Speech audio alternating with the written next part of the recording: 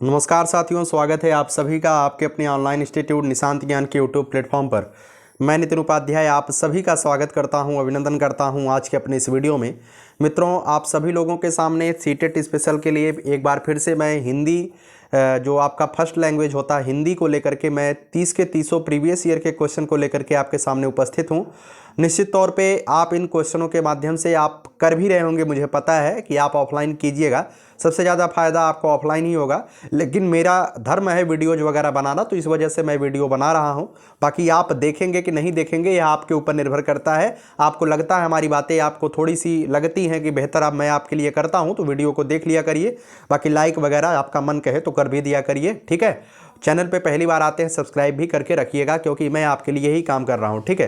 तो चलिए Hindi first language की शुरुआत करते हैं। कि सबसे पहले आप सभी लोग जानते हैं, चाहे हिंदी हो चाहे कोई भी लैंग्वेज हो, सीटेट में जो है 15 नंबर का कंटेंट आता है, 15 नंबर की पेडागोजी आती है।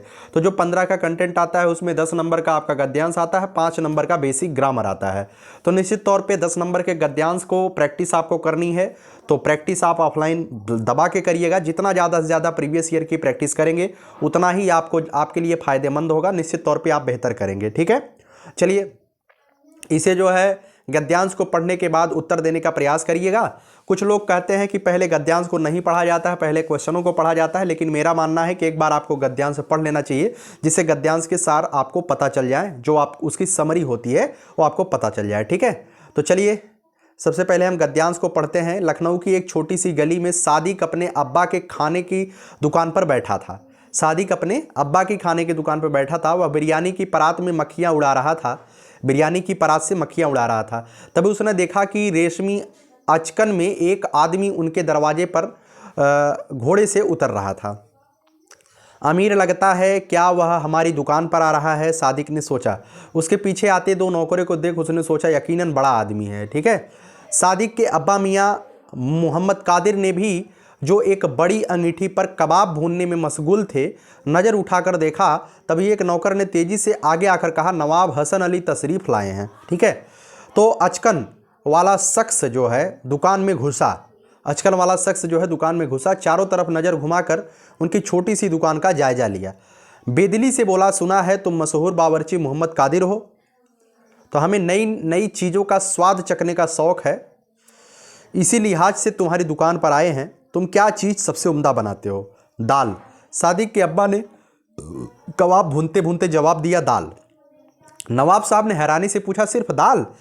मैं बिरयानी, कोरमा और बाकी सब जो है रिवायती चीज़ें भी बनाता हूँ, मगर आपने पूछा मैं क्या चीज़ सबसे उम्दा बनाता हूँ, तो कादिर ने तसल्ली से जवाब दिया, ठीक है, मगर दाल, ठीक है। यहाँ पे देखिए, मगर दाल बहुत बात कुछ दिलचस्प सी नहीं लगती।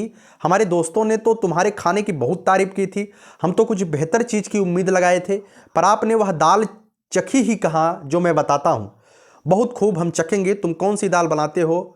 उड़द की, ठीक है। उसने कहा उड़द की दाल बनाते हैं, ठीक। तो चलिए,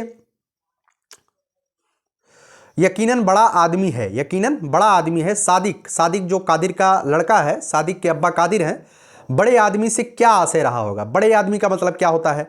बड़े आदमी का मतलब पहलवान होता है, लंबा होता है, प्रसिद्ध होता है, धनाढ्य होता है। आसान क्वेश्चन है, बड़े आदमी का मतलब धनाढ्य होता है, ठीक है। चलिए अगले क्वेश्चन पर चलते हैं। अगला क्वेश्चन है, सादिक बिरयानी की परात से मक्खियाँ क्यों उड़ा रहा था? क्यों उड़ा रहा था भाई? उसके पास कोई और काम नहीं था? ये तो बिल्कुल निगेटिव है, उसके पास काम का ही नहीं था। मक्खियों द्वारा बिरयानी खत्म होने का डर था। देखते हैं, उसे मक्खी मच्छरों से भय लगता है? बिल्कुल नहीं। मक्खी देखकर ग्राहक बिरयानी नहीं खरीदेंगे, बिल्कुल यही सही होगा, ठीक है। अगर उस पर मक्खी भिनभिनाएगी तो कौन बिरयानी खरीदेगा? इसी वजह से उस पर वो मक्खियाँ हड़ा रहा था, ठीक है। वो मक्खियों द्वारा बिरयानी खत्म होने का कोई डर नहीं होता है, छोटी छोटी मक्खियाँ पूरी बिरयानी नहीं खत्म कर सकती हैं, ठीक है। दाल, 93 क्वेश्चन है, दाल उत्तर पाकर नवाब साहब की हैरानी क्यों हुई? ठीक है, यहां पर देखिए, नवाब लोग दाल नहीं खाते, ये तो बिल्कुल गलत है। नवाब लोग दाल क्यों नहीं खाते हैं? उस क्षेत्र में दाल जैसे भोज्य पदार्थ का चलन न था, ऐसा कोई बात नहीं है। दाल विशेष पकवान की श्रेणी में नहीं आता है, इस बात को ध्यान रखिएगा, क्योंकि दाल जो है विशेष पकवान की श्रेणी में नहीं आता है। हर एक घर में दाल बनती है, बिरयानी वगैरह हर एक घर में नहीं बनती, इस वजह से वह विशेष पकवान के तौर पर माना जाता है। नवाब को दाल पसंद न थी, ऐसा कोई बात नहीं है, ठीक है, ऐसी कोई बात नहीं है। ये तीसरा सही हो जाएगा, सी वाला, दाल विशेष पकवान की श्रेणी में नहीं आता है। सादिक के अब्बा किस पकवान के लिए मशहूर थे? मित्रों, सादिक के अब्बा जो है दाल बनाने के लिए मशहूर थे, आप सभी लोग जानते हैं, लेकिन अंत में उत्तर दिया है। क्या उत्तर दिया? देखिए, उड़द की दाल बनाने में वो मशहूर थे। ठीक है, तो यहां पर क्या हो जाएगा उत्तर? क्या हो जाएगा? ठीक है, सादिक के अब्बा जो है किस पकवान को बनाने में मशहूर थे? तो जो है उड़द की दाल पकाने में मशहूर थे। ठीक है, 95 क्वेश्चन देखिए। कादिर ने तसल्ली से जवाब दिया कि वाक्य में रेखांकित शब्द के स्थान पर कौन सा प्रयुक्त किया जा सकता है? तसल्ली का मतलब क्या होता है? धैर्य से, तपाक से, जोर से, बेरुखी से। तसल्ली का मतलब होता है मित्रों धैर्यपूर्वक। ठीक है, धैर्यपूर्वक आराम से जवाब दिया, जो भी जवाब दिया हो, तसल्ली का मतलब धैर्य होगा। ठीक है, आगे देखिए। नवाब मोहम्मद कादिर की दुकान पे क्यों आए थे? क्यों आए थे भाई? क्योंकि उन्हें नए पकवानों के स्वाद का शौक था। बिल्कुल 100% यही सही है, क्योंकि उन्हें जो है नए पकवानों के स्वाद चखने का शौक था। ठीक है, उन्हें दाल खाने का बहुत शौक था, ऐसे कोई बात नहीं है। उन्हें मोहम्मद कादिर से कोई विशेष काम नहीं था, ऐसी भी कोई बात नहीं है। उन्हें नए पकवान बनाने का शौक था, ऐसी भी कोई बात नहीं है। पहला सही हो जाएगा, उन्हें नए पकवानों के स्वाद चखने का शौक था। ठीक है, चलिए 97 क्वेश्चन देखिए। और बेदली से बोला, रेखांकित शब्द के स्थान पर क्या लिखा जा सकता है? बेदली, बेदली का मतलब जो क्या नाम है, नवाब साहब हैं, वो बेदली से बोलते हैं। बेदली का मतलब बेरहमी से बोलते हैं, बेढबी से बोलते हैं, बेरुखी से बोलते हैं, या बेशर्मी से बोलते हैं? बताइए इसका राइट आंसर कौन सा होगा? बेदली का मतलब हैरानी से कहते हैं, यार बस दाल बनाते हो भाई, आप केवल दाल बनाते हो का, है ना, ऐसा मतलब बेरुखी, उनका रुख नहीं था दाल खाने का। लेकिन वो जब उस कादिर के मुंह से सुने, यार दाल बनाते हो, बेदिली से बोला। ठीक है, तो बेरुखी हो जाएगा इसका। 98 क्वेश्चन देखिए। सॉरी। एक बड़ी अंगूठी पर कबाब भूनने में मशगूल थे, रेखांकित शब्द के स्थान पर क्या लिखा? मशगूल का मतलब क्या होता है? चिंतित थे, व्यस्त थे, योग्य थे, प्रसिद्ध थे। मित्रों मशगूल का मतलब क्या होता है? व्यस्त होता है। निश्चित तौर पे आप सभी लोगों को पता होगा, है ना। 99 क्वेश्चन देखिए। किस वाक्य में गुणवाचक विशेषण का प्रयोग किया गया है? नवाब हसन तशरीफ लाए हैं, क्या इसमें प्रयोग किया जा गया? गुणवाचक विशेषण, ऐसी विशेषता जो गुण बता रही हो। मित्रों इसमें जो राइट आंसर होगा, आप सभी पढ़िएगा, पर आपने दाल नहीं चखी, बिल्कुल गलत है। वह बिरयानी की परात से मक्खियां उड़ा रहा था, इसमें कोई गुणवाचक विशेषण। इसमें गुणवाचक विशेषण है यकीनन वह बड़ा आदमी था। ठीक है, यकीनन वह बड़ा आदमी, वह आदमी तो था लेकिन बड़ा आदमी था। जो बड़ा शब्द है वह उसके धनाढ्य वाले गुण को प्रदर्शित कर रहा है। ठीक है, 100वां क्वेश्चन देखिए। इसमें जो है गद्यांश आपको दिया गया। गद्यांश आपको कोई भी चीजें हो, लोग बताते हैं कि आपको एक बार क्वेश्चन देखना चाहिए, मेरे अनुसार आपको एक बार गद्यांश जरूर पढ़ना चाहिए। ठीक है, बाकी क्वेश्चन आंसर तभी जाकर के आपको समझ में आएगा। जय हो उसने जिसने मुझको दो पैर दिए, अपनों से बढ़कर जिसने मुझको गैर दिए। मैं आज घूमता घाटी में, कितने उतार कितने चढ़ाव, हर मंजिल के अपने पड़ाव, हर कदम नए नजारों से परिचय करता। हर ठोकर में भीतर कुछ छलक छलक पड़ता, अटकी आशा भटकी उसास, उस क्षण तो लगती बुरी, बाद में लगता है समतल राहों में चलने से क्या पाऊंगा, जो कुछ पाया है इन्हीं ठोकरों के बूते। मित्रों थोड़ी थोड़ी आपको लग रही होगी, इसमें जो है संघर्षों की बात की गई है, ठोकर लगने की बात। कोई इसमें आपको साहित्यिक नहीं बनना, आपको आंसर निकालना है। धीरे धीरे आपको समझ में आ रहा है। नीचे देखिए, भीतर कुछ छलक छलक पड़ता है, अटकी आशा भटकी उसास, उस क्षण तो लगती बुरी, बाद में लगता है। जब आपको उस समय संघर्ष के तौर पे दुख भगवान देते हैं ना, उस समय आपको बहुत खराब लगता है कि यार मेरे ही साथ ऐसा क्यों हो रहा है। लेकिन एक समय के बाद जब आप उस संघर्षों से निकल करके एक बेहतर इंसान बनने की कैटेगरी में अपने सामाजिक जो आपका प्रतिष्ठित सम्मान है उसे प्राप्त कर लेते हैं, तो आपको पता चलता है कि अगर वह बुरे दिन, अगर वह संघर्षों के दिन हमारे सामने नहीं आए होते तो शायद आज ऐसा दिन हमें देखने को नहीं मिलता। तो निश्चित तौर पर इस गद्यांश, इस पद्यांश में जो है इसी की बात की गई है। ठीक है, तो चलिए हम पढ़ने का प्रयास करते हैं। प्रस्तुत पद्यांश का केंद्रीय भाव क्या है? जिन्होंने बाधाओं को नहीं झेला वो किसी पीड़ा को नहीं समझ सकते, ऐसी कोई बात नहीं है भैया। हम सभी का जीवन बाधा रहित होना चाहिए, ऐसी भी बात नहीं है। ऑप्शन सी देखिए, बाधाओं से जूझने वाले ही जीवन में कुछ पा सकते हैं। निश्चित तौर पे यही सही है। अगर आपको दुखों का अनुभव आपने नहीं किया है तो निश्चित तौर पे सुखों का आनंद आप नहीं ले पाएंगे। आपके घर में जब से आप पैदा हुए हैं 4 व्हीलर गाड़ी है, 3-3 4-4 गाड़ी है, तो आप अपने जीवन में जब पहली 4 व्हीलर खरीदेंगे तो आपको इतना मजा नहीं आएगा, ना ही आपको उतना आनंद आएगा। आपके घर में एक टूटी साइकिल भी नहीं हो तब जाकर के आप जब अपने जवानी में 4 व्हीलर खरीदेंगे, टाटा हैरियट और फॉर्च्यूनर खरीदेंगे, तब आपको आनंद वास्तव में आएगा 4 व्हीलर का। ठीक है, तो बाधाओं से जूझने वाले ही जीवन में बहुत कुछ पा जाते हैं। इस पद्यांश का केंद्रीय भाव यही है। ठीक है, चलिए अगले क्वेश्चन पर चलते हैं। जिसने मुझको गैर दिए, जिसने मुझको गैर दिए से क्या अभिप्राय है? अपनों से तिरस्कार मिला, परायों को भी अपना बनाया, अपनों से दूर किया, परायेपन का भाव मिला। बताइए, जिसने मुझको गैर दिए। ठीक है, जिसने मुझको गैर दिए। गैर दिए का मतलब मित्रों ध्यान से समझिएगा, इसमें देखिए इसमें क्या दिया गया है। जय हो उसकी, किसकी? जय हो उसकी जिसने मुझको 2 पैर दिए, अपने से बढ़कर जिसने मुझको गैर दिए। जय हो उसकी जिसने मुझको 2 पैर दिए, अपनों से बढ़कर जिसने मुझको गैर दिए। मैं आज घूमता घाटी में कितने उतार कितने चढ़ाव, हर मंजिल के अपने पड़ाव, हर कदम नए नजारों से परिचय करता हर ठोकर में। ठीक है, तो समझने का प्रयास करिएगा। जय हो उसकी जिसने मुझको 2 पैर दिए, इसका मतलब है कि हम परिश्रम के रास्ते में हैं, हमने संघर्ष के रास्ते में हैं, और इस संघर्ष के रास्ते में संघर्ष ने ही हमें जो है आभास कराया कि बेटा तुम्हारे पास भी 2 पैर है। अभी तक मुझे आभास ही नहीं हो रहा था, कभी को आभास ही नहीं हो रहा था कि मेरे पास 2 पैर है, मैं भी अंबानी जी की तरह काम कर सकता हूं, मैं भी एक बड़ा आदमी बन सकता हूं, है ना। पहले आभास किसने कराया? उसके संघर्ष ने, उसके दुखों ने आभास कराया कि बेटा तुम्हारे अंदर एक बेहतरीन शक्ति है। अपनों से बढ़कर जिसने मुझको गैर दिए, इसका मतलब है उसी संघर्ष ने परिचय कराया कि आप अपनों से बढ़कर भी अगर आपको जो है आप जीवन में बेहतर करने चलेंगे तो निश्चित तौर पे आप अकेले चलेंगे, लेकिन पीछे जो आपका कारवां चलेगा वो अपनों से बढ़कर रहेगा। अर्थात वह जो कारवां है, जो अपनों से बढ़कर जो गैर आपके अपने हो गए, वह क्यों हो गए? परिश्रम के कारण हो गए, संघर्ष से परिचय होने के कारण हो गए। ठीक है, तो उम्मीद करता हूं समझ गए होंगे। इसका राइट आंसर क्या होगा कि परायों को भी अपना बना दिया। इसका राइट आंसर यही होगा, जिसने मुझको गैर दिए, अर्थात परायों को भी अपना बना दिया। हम चले थे मंजिल पर अकेले अकेले, लेकिन कब से कब मेरे साथ कारवां जुड़ता गया कोई नहीं जानता। ठीक है, ऐसा आपके भी साथ होगा जिस दिन आप संघर्ष से परिचित हो जाएंगे। आगे बात करते हैं। जिसने मुझको 2 पैर दिए, वही आ गया है। ठीक है, जिसने मुझको 2 पैर दिए अर्थात अच्छा चलिए, पैर जिसके 2 अंग है बिल्कुल गलत है। दौड़ने का कौशल सिखाया बिल्कुल गलत है। चलने की क्षमता प्रदान की बिल्कुल गलत। आगे बढ़ते रहने की जिसने प्रेरणा दी वही है जिसने मुझको 2 पैर दिए। हर ठोकर में भीतर कुछ छलक छलक पड़ता है। हर ठोकर में भीतर कुछ छलक छलक पड़ता है का आशय क्या है? चुनौतियां कष्टकर होती हैं, विपत्तियों से जूझना मूर्खता है, बिल्कुल गलत है। विपत्तियों से मन दुखी हो जाता है, बिल्कुल गलत है। चुनौती भरा जीवन बहुत कठिन है, बिल्कुल गलत है। चुनौतियां कष्टकर होती हैं, ये सही है।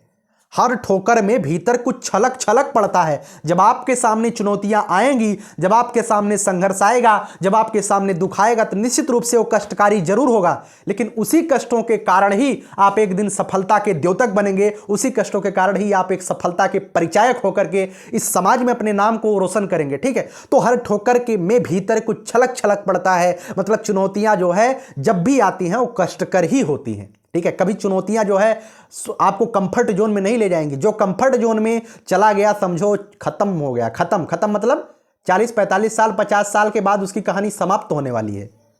ठीक है, 104वां क्वेश्चन देखिए। समतल राहों में चलने से क्या पाऊंगा? रेखांकित शब्द किशोर संकेत देता है। अगर आप समतल राहों में चलने से क्या पाऊंगा, मतलब धन पाऊंगा, धन की तो कोई बात नहीं की गई है। यश पाऊंगा, सीख पाऊंगा, डी सुख पाऊंगा। बताइए इसमें किसकी बात की गई है? ठीक है, समतल राहों में चलने से क्या पाऊंगा? क्या जो संघर्ष व्यक्ति कर रहा है वो यश के लिए कर रहा है? निश्चित तौर पे आप एक जिसे कहते हैं कि आप एक अलग माइंड से सोच सकते हैं कि यश पाने के लिए ही मनुष्य संघर्ष करता है, सुख पाने के लिए ही मनुष्य संघर्ष करता है, धन पाने के लिए ही मनुष्य संघर्ष करता है। लेकिन एक तौर पे आप सीखिएगा कि इस प्रसंग में, इस जो प्रसंग मतलब जो पद्यांश आपके सामने दिया गया है, इसमें जो है सीखने की बात की गई है, ना कि धन की बात की गई, ना कि यश की बात की गई, ना कि सुख की बात की गई है। ये कहा गया है कि समतल राहों पे चलने से क्या पाऊंगा? उबड़ खाबड़ रास्तों में चलूंगा तो बहुत कुछ सीख पाऊंगा, अर्थात सीखने की बात कही गई है। ठीक है, चलिए नजारों का अर्थ क्या है? नजारों का अर्थ निश्चित तौर पे आप सभी लोग जानते हैं, छाया नहीं होती, प्रतिबिंब नहीं होता, मार्ग नहीं होता। नजारों का अर्थ होता है क्या नजारा है, क्या दृश्य है, ठीक है, क्या नजारा है, क्या दृश्य है, प्रतिबिंब नहीं होता है, ठीक है, इस बात को ध्यान रखिएगा। अब 105 मतलब 15 क्वेश्चन आपके कंटेंट के होते हैं, निश्चित तौर पे आप कंटेंट के क्वेश्चन कर पाए हैं। 15 क्वेश्चन आपके पेडागोजी के हैं, निश्चित तौर पे पेडागोजी इसकी भी आसान होती है। एक आदर्श शिक्षक के तौर पे आप समझने का प्रयास करिए। चौमस्की के अनुसार मानव मस्तिष्क में स्थित नियमों का समूह क्या कहलाता है? व्याकरण की पेटी, एकीकृत व्याकरण, नियम पुस्तिका, सार्वभौमिक व्याकरण। मित्रों निश्चित तौर पे आपको पता होगा चौमस्की के जो भाषा विकास के सिद्धांत हैं, उन्होंने कहा कि भाषा जन्मजात होती है। चौमस्की के अनुसार भाषा जन्मजात होती है। बच्चे के दिमाग के अंदर एक एलईडी होता है, लैंग्वेज एक्विजिशन डिवाइस होता है, ठीक है। अगर आपसे कहा जाए एलईडी की बात कितने की है, तो चौमस्की ने की है, कहा है कि बच्चे के मस्तिष्क के अंदर एक एलईडी होती है, एलईडी, लैंग्वेज एक्विजिशन डिवाइस, भाषा अधिग्रहण यंत्र, ठीक है। बच्चा जन्मजात भाषा अर्जन करने वाली शक्तियों के साथ जन्म लेता है, और उन्होंने ही ऐसा कहा कि मानव मस्तिष्क में नियमों का एक स्टोरेज होता है, जिसे उन्होंने सार्वभौमिक व्याकरण का नाम दिया था। इस बात को ध्यान रखिएगा, ठीक है। 3 ही चीजें इनके सिद्धांत में इंपॉर्टेंट है। क्या?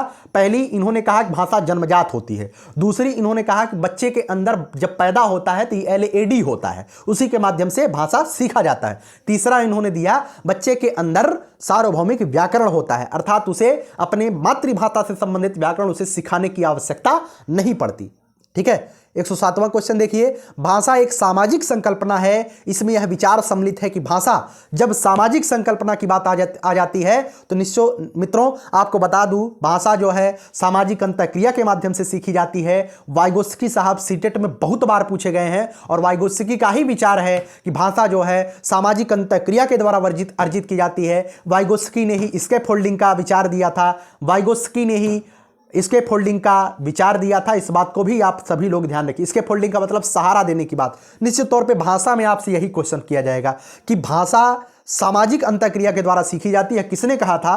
तो मित्रों किसने कहा था? वाइगोत्स्की साहब ने कहा था। और भाषा जो है उम्र के अनुसार अपने आप संज्ञान में हो जाती है। किसने कहा था? पियाजे साहब ने कहा था।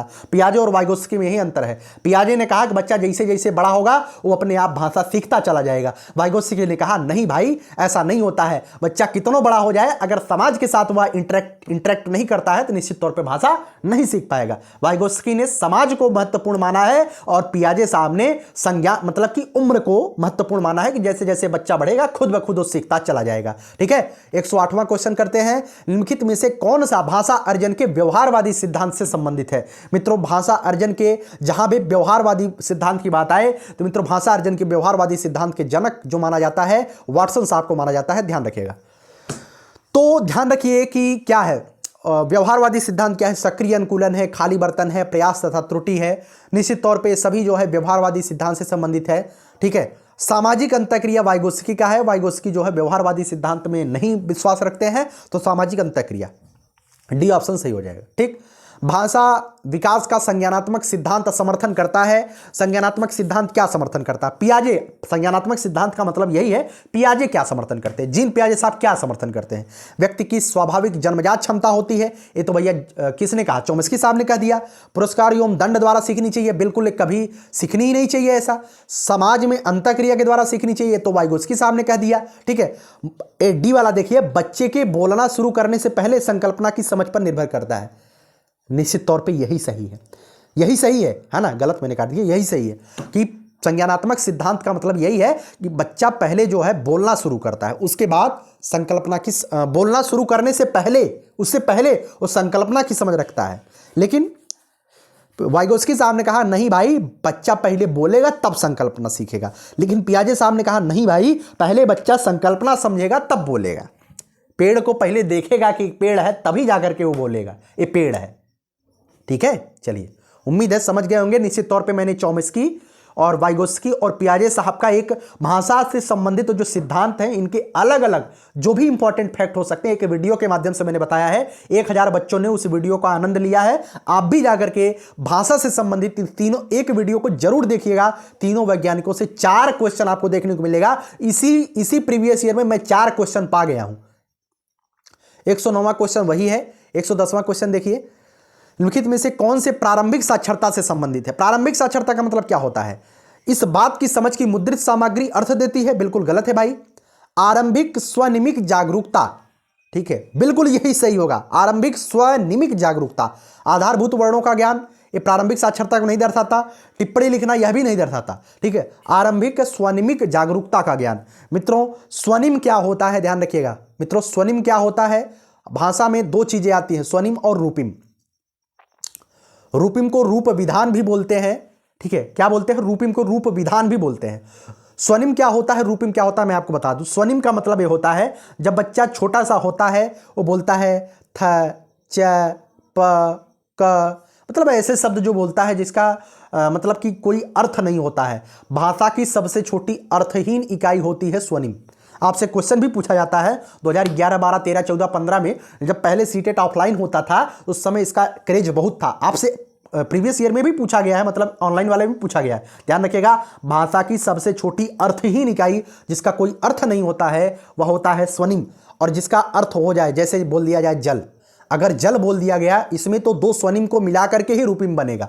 स्वनिमों को ज अलग लिख दीजिए, ल अलग लिख दीजिए तो स्वनिम हो जाएंगे, अर्थहीन हो जाएंगे। लेकिन जब इनको मैंने एक कर दिया तो इसका रूप हो गया, अर्थात इसका अर्थ हो गया। तो भाषा की सबसे छोटी अर्थपूर्ण इकाई रूपिम होता है, भाषा की सबसे छोटी अर्थहीन इकाई स्वनिम होता है, ठीक है। इस बात को ध्यान रखिएगा। 111वां क्वेश्चन देखिए क्या कहता है। कहता है निम्नलिखित में से कौन सा कथन पठन कौशल विकसित करने की तकनीकी है?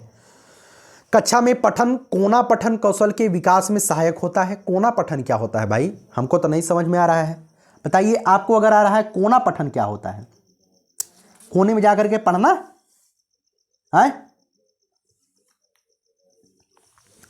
और बी वाला देख लीजिए, बच्चों को जोड़े में बैठाकर उन्हें अपनी पसंद तथा नापसंद के बारे में चर्चा करने के लिए कहना। पठन कौशल मित्रों, पठन कौशल का तो बी वाला तो बिल्कुल नहीं होगा। अगर वह चर्चा करेगा तो चर्चा में पठन कौशल तो विकसित नहीं होगा, निश्चित तौर पे नहीं। वो चर्चा करेगा तो भाई वो अपनी मातृभाषा में चर्चा करेगा। जैसे हम अवधि क्षेत्र के हैं तो हम तो ऐसे बोलब कि यार गाड़ी ऐसे ना चलत, ऐसा चलत है ना। तो जैसे अवधि भाषा में हम लोग बोली थे, तो अवधि भाषा में जैसे हम बोली थे, मतलब तीन लोग बैठ करके जब चर्चा करेंगे, हम चर्चा जब करेंगे तो अपनी मातृभाषा में शायद करेंगे, निश्चित तौर पे करेंगे। हम अगर छोटे थे तो हम अपने स्कूल में जब दो बच्चों के बीच चर्चा करते थे ना, तो अपनी मातृभाषा अवधि भाषा में करते थे, क्योंकि मैं अवध क्षेत्र से हूँ। तो जो ए वाला है ये सही हो जाएगा। कक्षा में पठन कौशल को मतलब पढ़ने कोना, पठन कोना, जो भी आप समझ लीजिए, ए वाला सही होगा, बी वाला गलत होगा, इसमें नहीं किया जाएगा, ठीक है। ए सही है, बी गलत है, ठीक है। चाहे थोड़ा सा अपने दिमाग लगाइएगा, बिल्कुल निश्चित तौर पे आपको आएगा। अचानक से शब्दों को सीखना तब घटित होता है जब बच्चा अचानक से शब्दों को कैसे सीखता है? पुस्तक से सस्वर वाचन करता है। भाई सस्वर वाचन करते समय वो शब्दों को सीखता उगता नहीं है, केवल वो टे करता है, केवल आप भी टे किए होंगे। पृथक रूप से शब्द सिखाने की तकनीक, निश्चित तौर पे शब्द सिखाने की तकनीक जो है, मुझे बच्चों को तो मतलब पृथक रूप से कोई चीज़ कराना ही नहीं है। पठन सामग्री की समझ के लिए उन विशेष शब्दों को पढ़ाना जो पठन सामग्री में आए हों। मित्रों 112 देखिए क्या होगा, ठीक है। क्या ऐसा होगा? पठन सामग्री के समझ के लिए उन विशेष शब्दों को पढ़ाना जो पठन सामग्री में आए हों। बिल्कुल ऐसा नहीं होगा। शिक्षक द्वारा चयनित, जब भी शिक्षक चयनित करेगा तो ऐसा शिक्षक के द्वारा कभी चयन किया हुआ शब्द जो है वह बच्चों को कठिन नहीं लगेगा, या शिक्षक कोई काम करेगा ही नहीं बच्चों के लिए। ये कठिन है, इसे तुम्हें पढ़ना है, ऐसे सिखाओगे बच्चा मनहूस हो जाएगा, ठीक है। तो मुझे तो चारों गलत लग रहा है, बताइए कौन सा सही होगा? मुझे तो चारों गलत लग रहा है, बताइए। अचानक से शब्दों को सीखना तब घटित होता है जब बच्चे के माध्यम से शब्द संपदा सीखते हैं। मित्रों इसमें निश्चित तौर पे एक अगर पॉजिटिव आंसर की बात की जाए तो पहला सही हो जाएगा, पुस्तक के सस्वर वाचन, ठीक है। जब सस्वर वाचन वह करेगा तो निश्चित तौर पर उसके सामने शब्द आएंगे, वह सीखने का प्रयास करेगा, ठीक है। और प्राइमरी स्तर में कविताओं को आपको सबसे ज़्यादा इंपॉर्टेंस देनी है भाषा के अंदर, ठीक है, कविताओं को, ठीक है। चलिए 113वां क्वेश्चन देख लीजिए। आप ध्यान रखिएगा, कविताओं को आपको इंपॉर्टेंस देनी है। ईवीएस में भी आपको कविताओं को इंपॉर्टेंस देनी है, कहानियों को इंपॉर्टेंस देनी है, कविताओं कहानियों। 113 है, प्रक्रिया आधारित लेखन उपागम में सोपान के दौरान पाठक तथा लिखने के उद्देश्य को चिन्हित किया जाता है। मित्रों, जो लिखने का उद्देश्य होता है वह कैसे चिन्हित किया जाता है? पुनरावृत्ति से। जब आप पढ़ते हैं उसे दोहराया जाता है, ठीक है। लिखने का उद्देश्य पुनरावृत्ति से नहीं होता है, संपादन नहीं किया जाता है। प्रारूपण तो एक अलग चीज होती है, किसी चीज को संक्षिप्त में लिख करके किसी चीज को देना, वो प्रारूपण कहलाता है। मित्रों, यहां पर राइट आंसर हो जाएगा, क्या हो जाएगा? पूर्व लेखन, ठीक है। पूर्व लेखन हो जाएगा कि प्रक्रिया आधारित लेखन उपागम में पाठक तथा लिखने के उद्देश्य को चिन्हित किया जाता है, तो पूर्व लेखन के माध्यम से चिन्हित किया जाता है, ठीक है। 114वां क्वेश्चन देखिए, स्वनिमिक जागरूकता संबंधित है। स्वनिमिक अभी मैंने बताया, स्वनिमों तथा लेखा चित्रों से संबंध स्थापित करने की योग्यता, बोले गए शब्दों में स्वनिमों की पहचान, उनमें परिवर्तन करने की योग्यता, शब्दों को शुद्ध तथा धारा प्रवाह पढ़ना, सही वर्तनी के साथ लिखना। स्वनिमिक जागरूकता का आशय क्या हो जाएगा बताइएगा? स्वनिमिक जागरूकता का आशय, इसमें इसका सही उत्तर हो जाएगा मित्रों ऑप्शन नंबर बी। क्या सही हो जाएगा? बी, ठीक है। बोले गए शब्दों में स्वनिमों को पहचान कर उनमें परिवर्तन करने की जो योग्यता होती है वह स्वनिमिक जागरूकता से संबंधित होती है, ठीक है। अगर आप अर्थ, जो भाषा की सबसे छोटी अर्थपूर्ण इकाई होती है, का चा टा ता पा, इस तरीके से होता है ना, जो भी था चा पा, जो भी एक अलग से सब वर्ण आप बोल दीजिए उसका कोई अर्थ ना हो तो स्वनिम कहलाता है। तो जो स्वनिम होते हैं उसे आप पहचान लीजिए, और उसमें जो है अगर वो गलत है, उसमें मतलब कि परिवर्तन करने की अगर आपके अंदर योग्यता आ गई तो निश्चित तौर पे स्वनिमिक जागरूकता को दर्शाता है। और अगर आप उन शब्दों को पहचान ले जाते हैं तो आप रूपिम शब्द बना पाएंगे, ठीक है। 115वां क्वेश्चन देखिए, निम्नलिखित में से कौन सी एक प्रभावकारी पठन रणनीति है? प्रभावकारी पठन रणनीति, पठन सामग्री में वर्णों या शब्दों के अर्थ निकालना पड़ता है, पठन अचेतन चिंतन प्रक्रिया है, पठन अपने साथियों के ज्ञान को पठन सामग्री के अर्थ की पुनर्रचना के लिए प्रयोग होता है, पठन केवल शब्दों की ध्वनियों को जोड़ने की योग्यता है। मित्रों, प्रभावकारी पठन की रणनीति क्या है बताइएगा? प्रभावकारी पठन की रणनीति क्या है? ठीक है, पठन सामग्री में वर्णों या शब्दों के अर्थ निकालना पढ़ना। पठन अचेतन है, ये तो बिल्कुल गलत है, मुझे तो पहली नज़र में गलत लग रहा है। पठन अपने साथियों के ज्ञान को पठन सामग्री के, बिल्कुल ऐसा नहीं किया जाए। पठन केवल शब्दों की, जहाँ भी केवल शब्द आ जाए आप ध्यान रखिए कि केवल शब्द, उस किसी भी वर्ड में अगर केवल शब्द आ जाए तो इसका मतलब है कि वह संकुचित अर्थ ले रहा है, ये भी गलत हो जाएगा। पहला सही हो जाएगा कि पठन सामग्री में वर्णों या शब्दों के अर्थ निकालना पढ़ना होता है। 116वां देख लीजिए, एक अच्छे में सभी वाक्य मिलकर मुख्य विचार को अर्थ देते। एक अच्छे अनुच्छेद में सभी वाक्य मिलकर मुख्य विचार का अर्थ देते हैं। एक अच्छे प्रारूप में, बताइएगा, एक अच्छे प्रारूप में, ठीक है, एक अच्छे प्रारूप में, एक अच्छे व्याख्या में, व्याख्या तो गलत हो जाएगा, एक अच्छे संपादन में, ऐसा नहीं होगा। मुझे लगता है कि इसका पहला आंसर सही हो जाएगा और आयोग ने भी यही सही माना है। एक अच्छे अनुच्छेद में सभी वाक्य मिलकर मुख्य विचार का अर्थ देते हैं, ठीक है। 117वां क्वेश्चन देखिए, जब एक व्यक्ति समाचार पत्र में नौकरी करने के लिए कोई विज्ञापन पढ़ता है तो वह पाठ्य वस्तु को बारीकी से पढ़ रहा है, पाठ्य वस्तु को व्याख्या कर रहा है, पाठ्य वस्तु को सरसरी दृष्टि से पढ़ रहा है, पाठ्य वस्तु पर टिप्पणी कर रहा है। नौकरी के लिए पढ़ रहा है, टिप्पणी क्या करेगा? पाठ्य वस्तु की व्याख्या क्यों करेगा? पहले और सी में से, ए और सी में से कोई सही हो जाएगा निश्चित तौर पे। और भाई बताइए, सरसरी दृष्टि से क्यों पढ़ेगा? उसे नौकरी की जरूरत है, एक एक अक्षर पढ़ेगा ना, क्या योग्यता है, क्या है, कैसे है ना। तो उस पाठ्य वस्तु को बहुत ही बारीकी से, मतलब जैसे कोई वैकेंसी का नोटिफिकेशन आता है और आपके जैसे टीचर बनने का नोटिफिकेशन, वैकेंसी आ गई, तो आप पूरे नोटिफिकेशन का एक एक लाइन, एक एक शब्द घोट करके पी जाएंगे, भाई मैं कैसे नहीं योग्य हो जाऊंगा, ठीक है। तो आप बारीकी से पढ़ेंगे, ठीक है, नौकरी वाली बात है। 118वां क्वेश्चन देख लीजिए, निम्नलिखित में से कौन सा भाषा अधिगम के संबंध में सही है? भाषा अधिगम केवल भाषा की पाठ्य पुस्तकों को पढ़ने से होता है, बिल्कुल गलत। भाषा अधिगम की गति मुद्रित एवं लिखित सामग्री परिवेश से बढ़ जाती है, निश्चित तौर पे सही है, पॉजिटिव है, ठीक है। विज्ञान तथा गणित सीखने की भाषा अधिगम का आवश्यकता नहीं होती, गलत है। भाषा अधिगम अचेतन होता है, यह भी गलत है। भाषा अधिगम की गति जो है मुद्रित एवं लिखित समृद्ध परिवेश से बढ़ जाती है, यह सही है, ठीक है। आप इस समय जो है, आगे चुनाव आएगा, चुनाव के समय, हमारे गांव में चुनाव नहीं है, नगर निकाय चुनाव, नगरों में चुनाव चल रहे हैं, तो आपके सामने बैनर वैनर खूब लगे हुए होंगे, कर्मठ, ईमानदार, जुझारू प्रत्याशी, संघर्षशील प्रत्याशी, संघर्षों के मतलब कि जैसे जैसे शायरी वायरी लिखी रहती है ना, संघर्षों के ऐसे कुछ था। हमारे प्रधानी यहाँ का चुनाव होता है तो उसमें लिखा होता है क्या, वो जवानी जवानी नहीं जिसकी कोई कहानी नहीं, संघर्षों के साए में इतिहास हमारा पलता है, जिस ओर जवानी चलती है उस ओर जमाना चलता है। तो ऐसा कुछ लिखा होता है ना। तो जो मुद्रित परिवेश होता है वो मुझे कैसे याद हुआ, उसी बैनर को पढ़ करके मुझे याद हो गया। तो भाषा की अधिगम की गति जो है मुद्रित परिवेशों से थोड़ा सा बढ़ जाती है। अगला देखिए, एक भाषा शिक्षिका कक्षा 4 के विद्यार्थियों को एक अनुच्छेद लिखने के लिए कहती है। जब वे लिख लेते हैं तो प्रत्येक बच्चे के अनुच्छेद लेखन में व्याकरणिक त्रुटियों पर लाल घेरा बनाकर उन्हें सही करती है। शिक्षिका की रणनीति कैसी है? भाषा अधिगम के लिए अनुपयुक्त है, बाल मनोविज्ञान के अनुकूल है। भाई जब लाल घेरा आप कर दे रही हो तो निश्चित तौर पे हमारे हिसाब से क्या आपके भी हिसाब से यह तो गलत होना चाहिए। ठीक है, यह गलत होना चाहिए। भाषा अधिगम के लिए अनुपयुक्त है। ठीक है, ये अनुपयुक्त है ना, ऐसा नहीं आपको करना चाहिए।